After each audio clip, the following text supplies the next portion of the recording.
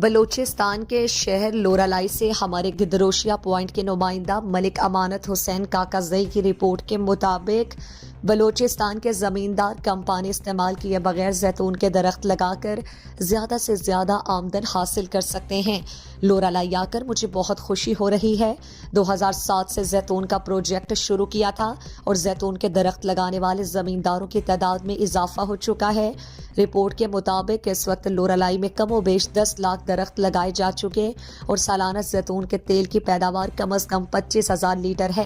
یہ بات D G زراعت عبدالرؤف خان کاکڑ نے لورالائی آمد کے دوران زمینداروں کی ایک تقریب سے خطاب کرتے ہوئے کہی۔ انہوں نے کہا کہ میں آپ لوگوں کا خادم ہوں اور ہمیں تنخواہ بھی آپ لوگوں کے ٹیکسوں سے ملتی ہے۔ زیادہ صحت مند منافع کمانے کے لیے زیتون کے درخت زیادہ سے زیادہ لگائیں۔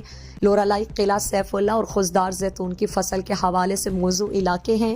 انہوں نے کہا کہ انشاءاللہ 2028 تک 10 ملیں بھی تیل نکالنے کے لیے ناکافی ہوں گی۔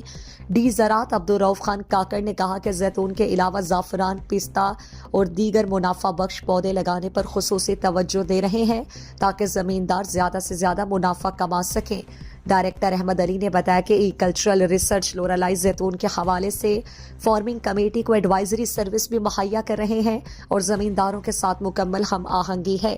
ڈپٹی ڈائریکٹر حبیب اللہ کاکڑ، نظام الدین مولاداد نے زیتون کے حوالے سے تفصیلی روشنی ڈالی، جبکہ زمیندار ایسوسی ایشن کے صدر ملک عصمت اللہ کدزئی نے لورالائی کے زمینداروں کو درپیش مسائل سے ڈی جی زراعت عبدالرؤف خان کاکڑ کو آگاہ کیا۔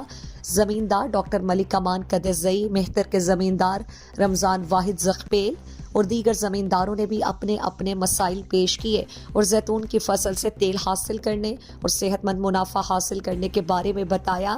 ڈی جی زراعت عبدالرؤف خان کاکڑ نے زیتون کٹری فارم اور آئل ایکسٹریکشن مل کا بھی تفصیلی دورہ کیا۔